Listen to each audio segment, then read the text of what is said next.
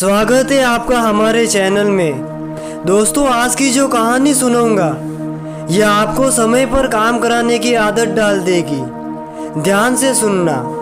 एक आदमी था जिसका फर्नीचर बनाने का बिजनेस था। वो आदमी खूब मेहनत करता। उसका एक बेटा भी था। वो आदमी जितना भी अपने काम से प्यार करता, उसका बेटा उतना ही काम से जी चुराता और हमेशा काम से दूर जाता। वो आदमी रोज़ अपने बेटे को कुछ सिखाना चाहता था ताकि समय रहते उसका बेटा भी किसी काम धंधे पर लग सके और अपनी ज़िंदगी में कुछ कमा सके। लेकिन उनका बेटा उसकी एक भी नहीं सुनता। एक दिन उस आदमी ने अपने बेटे को एक घड़ी दी। उस घड़ी की कीमत का पता लगाने के लिए अपने बेटे को उसने बाज़ार भेजा कि इस घड़ी की कीमत का पता करके आ। वो लड़का बाज़ार में अलग अलग दुकानों पर गया। सबको उस घड़ी की कीमत पूछी। कोई उस घड़ी की कीमत 200 रुपये बताता, तो कोई 250, तो कोई 300 रुपये। फिर वो लड़का अपने पिता के पास गया और उन्हें ये सारी बातें बताई कि सब लोग इस घड़ी की अलग अलग कीमत बता रहे। तो उसके पिता ने कहा कि अब तुम इस घड़ी में जो समय दिख रहा है उसकी कीमत का पता करके आओ।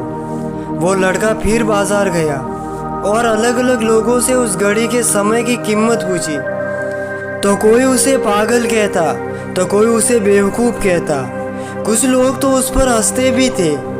आखिरी में वो एक बहुत बड़े सेठ के पास पहुंचा और उसे समय की कीमत पूछने लगा। सेठ जी थोड़े मुस्कुराए और बोले कि बेटा, इस घड़ी की कीमत हो सकती है, लेकिन इस समय की कोई कीमत नहीं होती। चाहे कोई कितना भी बड़ा धनवान क्यों ना हो, समय को कोई नहीं खरीद सकता और ना ही बीता हुआ समय ला सकता है। ये समय अमूल्य है, उसका कोई मूल्य नहीं होता। सेठ ने कहा कि ये जो मेरी दुकान में काम करता है ये मेरा दूर का रिश्तेदार है। इसके पिता बहुत बड़े धनवान थे, लेकिन उसके मरने के बाद इसने अपना सारा समय पिता का व्यापार चलाने के वजह ऐसे ही गंवा दिया और समय की कद्र ना करने की वजह से अब ये बर्बाद हो गया।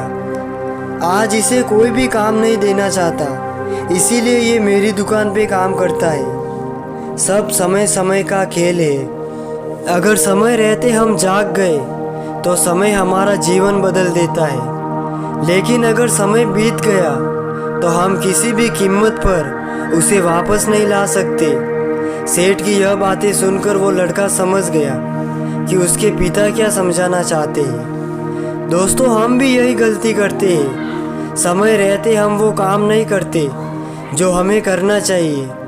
इसीलिए हमें समय रहते वो काम कर लेना चाहिए, क्योंकि समय किसी के लिए नहीं रुकता। आशा करता हूँ ये कहानी आपको समझ आई होगी। ऐसी और भी प्रेरक कहानी सुनने के लिए हमारे चैनल को सब्सक्राइब कीजिए। धन्यवाद।